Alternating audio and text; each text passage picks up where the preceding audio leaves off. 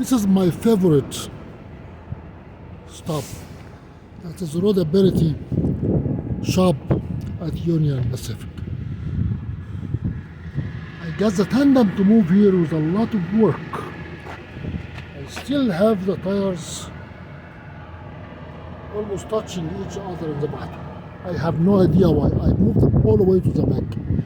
But I will have to go inside to ask these people what is the problem. They have to measure the gauge.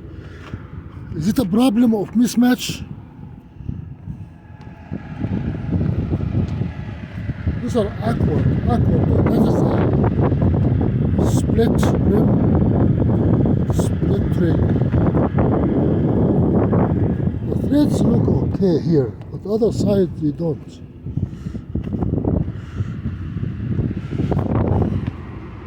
What is the W here? This is the W. This is the W, and that is the damage. This portion here, the portion here, that have to go away because you have no thread here. Any puncture here will rupture, or you hit a brake on it, it will rupture.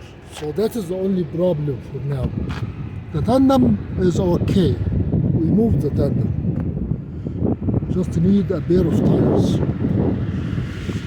How many trucks I have? That is one, that is two, that is three.